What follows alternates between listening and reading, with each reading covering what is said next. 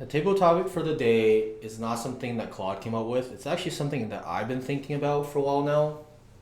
And it's this idea of the one true path. And what do I mean by the one true path? What I'm really getting at is, in life, is there really a path that is objectively correct and good? And as I live my life, I'm 29, and as I really struggle through life, I'm beginning to realize that it seems like everything has a trade-off. Some things that seem very awesome on the surface, like, well, of course you should do XYZ. If you dig a little bit deeper, you'll realize that life is not that simple. And not only is it different for each individual, let's say, it is also very challenging because life changes, our circumstance changes, our environment changes. What is good in this particular circumstance, in this particular format, with this particular person, is completely different in another circumstance. And all of that brings together, which is to say that perhaps there is no one true path. That no matter what people preaches on the internet, you really need to look at your goal. So for example, okay, let me just put out a very simple example so that people can understand what I'm talking about. If your goal is to get better at playing the piano, then it is possible that there are better paths to take than other paths. If we can contextualize what you are trying to achieve and really bring it in to something specific, then we can start talking about the one true path.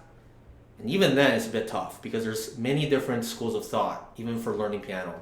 Is it better to start with the classical training, or is it better to start playing by ear? There's trade-offs basically across the board, right?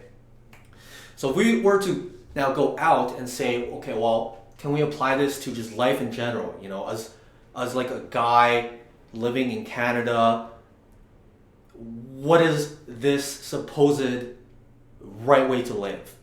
Should I be making more money? Should I be focusing on relationships? Should I be thinking about starting a family?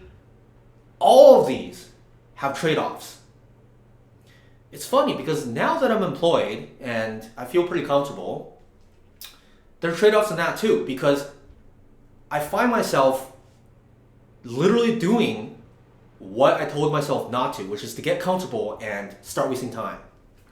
Right? I feel that you can even see I haven't uploaded a table topic for like 2 months. And if I was still in that job search grind, there was no way that I was just gonna skip for 2 months like that. Right? I think I'm starting to ramble and starting to talk about different things.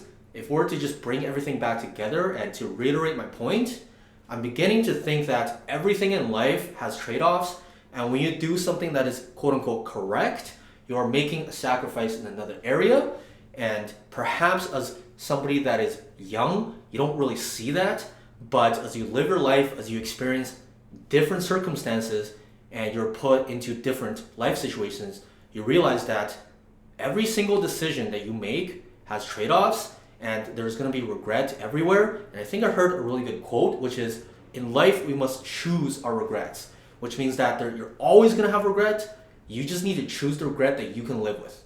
So that's pretty much it. Thank you.